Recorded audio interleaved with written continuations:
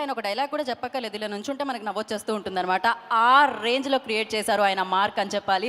మరి అలాంటి mark create చేసిన యాక్టర్ అలీ గారిని వేదిక రాస్తుందిగా స్వాగతం సుస్వాగతం పలుకుతున్నాము. సో ఈ సినిమాలో కూడా మామూలుగా లేదుగా, చూసారుగా ట్రైలర్లో ఒక రేంజ్లో ఉంది. ఆ న్యూ లుక్తో, న్యూ లాంగ్వేజ్తో, న్యూ బాడీ లాంగ్వేజ్తో మన ముందుకు వస్తున్నారు అలీ గారు అని చెప్పాలి. హలో విశాఖ, అందరికీ నమస్కారం.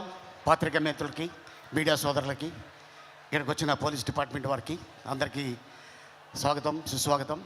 అలాగే ఇందాక ఈ వేదిక మీద అద్దిరిపోయే డ్యాన్స్ చేశారు. కళన్నా కళాకారులన్నా చాలా ప్రేమించే జిల్లా ఒకటి ఉందంటే అది విశాఖ జిల్లా.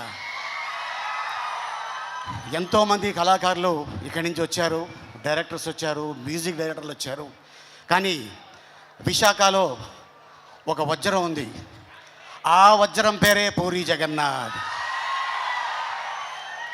నాకు హాలీవుడ్లో ర్యాంబో తెలుసు, ఇక్కడ టాలీవుడ్లో మా ర్యాపో తెలుసు.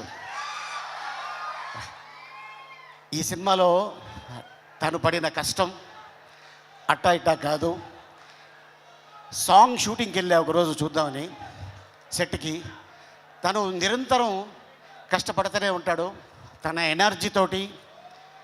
ఇక పూరి జగన్నాథ్ గారు డైలాగ్స్ తోటి, మణిశర్మ గారు మ్యూజిక్ తోటి, తన స్టెప్పులతోటి. స్టెప్ అమార్ మీరు చూశారు, ఇందాక టీజర్ చూశారు. ఇది ఒక అద్భుతమైన సినిమా కాబోతుంది మా పూరి జగన్నాథ్ గారికి.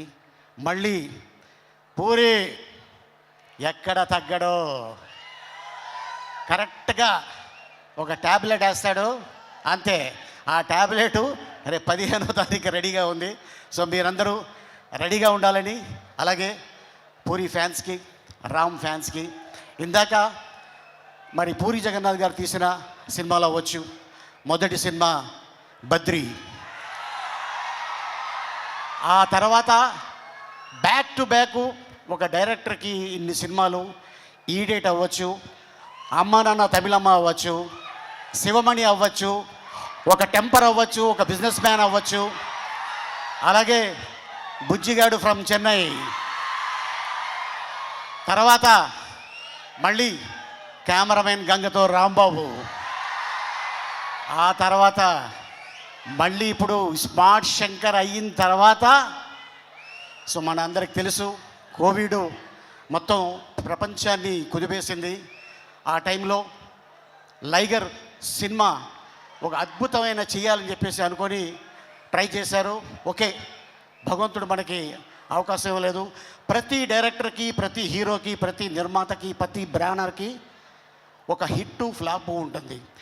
ఏ డైరెక్టర్ అయినా, ఏ నిర్మాత అయినా ఫ్లాపు తీయాలనుకోరు, హిట్టు తీయాలి అనుకుంటారు. ఎందుకంటే జనాల్ని మెప్పించాలి, హిట్టు కొట్టాలి అని ఆ ఉద్దేశంతో ఒక పాయింట్ని తీసుకొని సినిమా చేయడం జరుగుతుంది.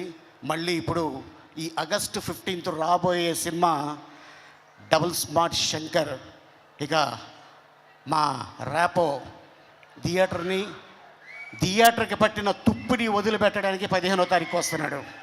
సో మీరందరూ రెడీగా ఉండండి. అలాగే ఇక మా కావ్య క్యా కామ్ కర్ దియా, అరే రే రే రే రే, అమ్మాయి ఏం డ్యాన్స్ చేసిందంటే అద్భుతంగా డ్యాన్స్ చేసింది. అలాగే ఇక మా వంశీ, అలాగే మా భద్రం, మా విషు, తను కూడా చాలా కష్టపడి, అలాగే మా నిర్మాత చార్మి కౌర్ గారు అండ్ ఎంటైర్ యూనిట్ ఈ సినిమాని సక్సెస్ చేయాలని చాలా కష్టపడ్డారు. డెఫినెట్గా ఫలితం దక్కుతుందని నేను ఆశిస్తున్నాను.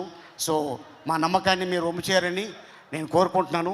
ఈ సినిమా పెద్ద హిట్ అవ్వాలని ఆ భగవంతుడిని కోరుకుంటున్నాను. ఈ అవకాశం ఇచ్చిన విశాఖ ప్రజలకి ధన్యవాదాలు. Thank you so much. Once again happy friendship day. Oh happy friendship day Ali garu, మీకు కూడా. Thank you so much. కాదు, మీరు ఆ లాస్ట్ డైలాగ్ ఏదో ఆ లాంగ్వేజ్లో ట్రై చేస్తారేమో అనుకున్నా నేను. ట్రైలర్లో వచ్చిందే రోహిణితో చెప్తున్నారే, అది ఒకసారి అదేదో భాషలో విని